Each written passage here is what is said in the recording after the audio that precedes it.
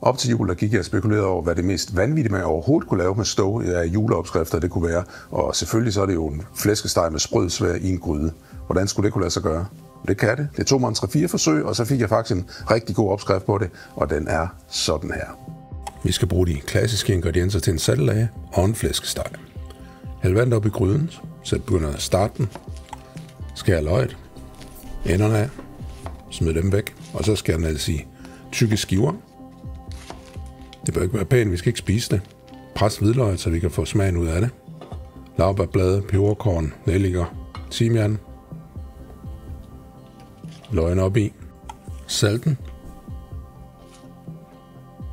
Og hvis stegen den er for stor, så kan du skære den af, lige måle med gryden. Men 1 kilo steg, den passer cirka.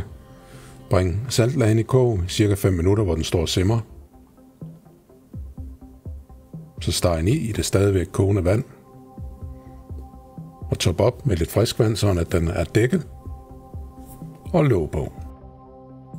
Hvis der kommer en klud henover eller et viskestykke, så holder den også temperaturen lidt mere jævnt.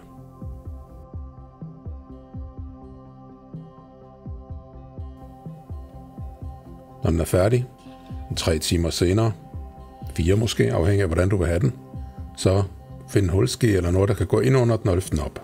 Den er ikke super varm, så du brænder dig ikke. Altså, den er helt blød og tilberedt nu.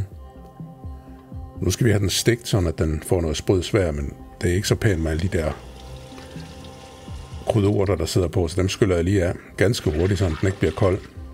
Så vasker jeg gryden. Så der ikke sidder noget i bunden, der brænder fast. Og snitter stegen, og det er nemt nu, fordi den er stegt, eller den er kogt. Kogt er den jo ikke, men den er i hvert fald tilberedt. Så det er jo som at skære i varmt smør. Og helt ned til kødet, men ikke ind i kødet. Og man kan se, at den er jo buet.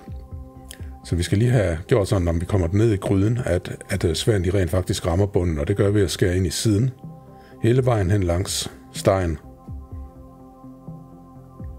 I begge sider, og jeg lader 5 cm i midten sæde. Sådan at stegen, eller sværen, den hænger fast. Og så ned i den varme fedt.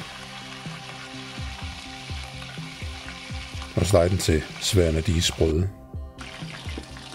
Og den kan godt sidde lidt fast i bunden, så det er en god idé at have en fleksibelt redskab at bruge. Få en hvile et par minutter på den anden side også. Og så er flæskestegen færdig. Er det ikke underligt? Saftig steg med sprødsvær i en gryde. Det smager super godt.